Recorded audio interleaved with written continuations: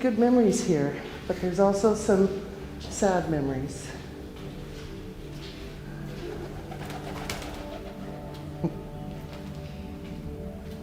Wow.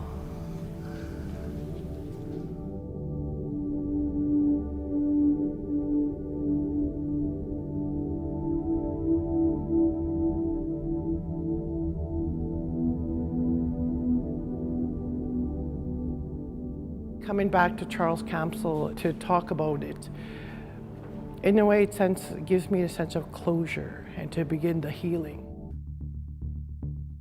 It's such an interesting way to look at this building, how it has been helpful to people, helped them live, and on the other hand, has contributed to the demise of some of their cultures. What I've heard is that, families in the North didn't really get a lot of communication about what happened to their loved ones. And in some cases, those loved ones didn't come home. And, and then if they didn't come home, well, where are they? And in some cases, where are they buried? In fact, Inuit are buried in St. Albert, and teachers buried them there. Not even with the headstone.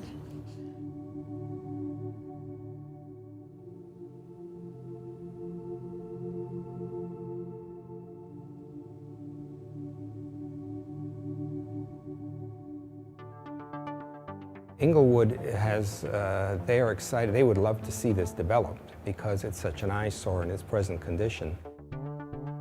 And I feel bad that it has taken so long for this group to get this thing developed. So of course, of it taking this long is I think now we have come to recognize the importance of the Truth and Reconciliation movement, and I think in the end it will have that advantage that we will do something towards that end, which we wouldn't have done had it been developed 5 to 10 years ago. It has a really mixed history, much more so than the other hospitals. And so I think there's a lot of people that own that. Even though this was a so-called Indian hospital, it's not only an Indigenous story. This is about all of us. I think unless you honor what happened in the past, acknowledge that it has a lasting legacy, we'll never be able to reach true reconciliation. It holds a lot of history, strong, strong history. Our history is what makes us who we are today, and sometimes whether we've experienced a positive or a negative, it changes us, and so we need to tell a story because I think it helps us understand. I see it as part of actually the Truth and Reconciliation movement. I think talking about the things that people have experienced in the past, I think it's good for healing. I think it's good for moving forward together as a community. I think it's important for the souls of the people who died here, and in honor of the memory of those who served and did good things here.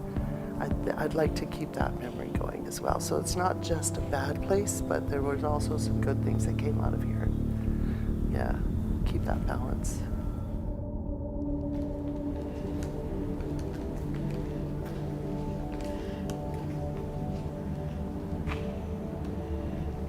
Yes, they have a lot of work to do here.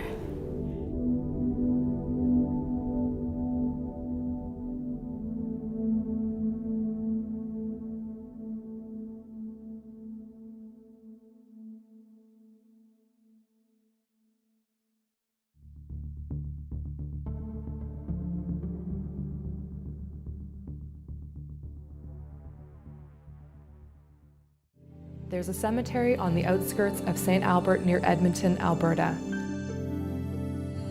It sits on the former grounds of the Edmonton Residential School that closed down in the late 1960s.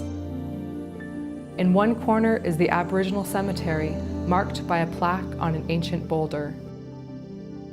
A few feet away is a large rock cairn erected in 1990 to commemorate those buried in this place.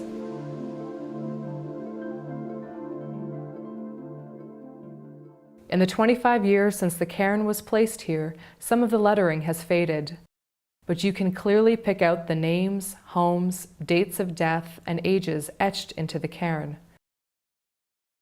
There are 98 names. 98 Indigenous people who came from across Canada's provincial and territorial north to the Charles Camsell Indian Hospital in Edmonton between 1946 and 1966.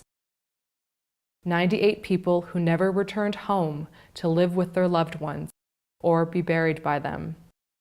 There are newborns, teenagers, mothers and fathers, and grandparents.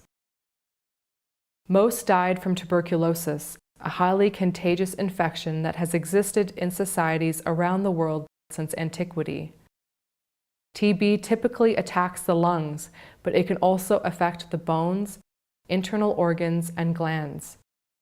50% of people with active TB, if left untreated, die from the disease. Indian residential schools were TB breeding grounds, and as northern Indigenous people moved into concentrated settlements to be near their children or to access trade, church, and government services in the wake of the fur trade collapse, it became an epidemic.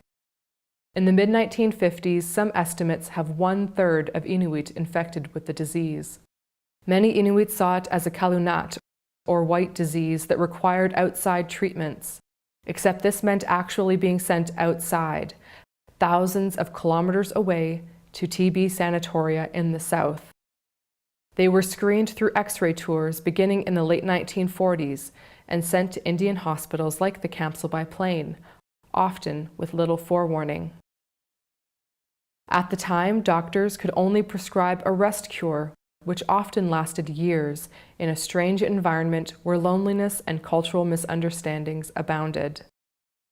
In this era of the Truth and Reconciliation Commission, former Indigenous patients have begun speaking of these experiences.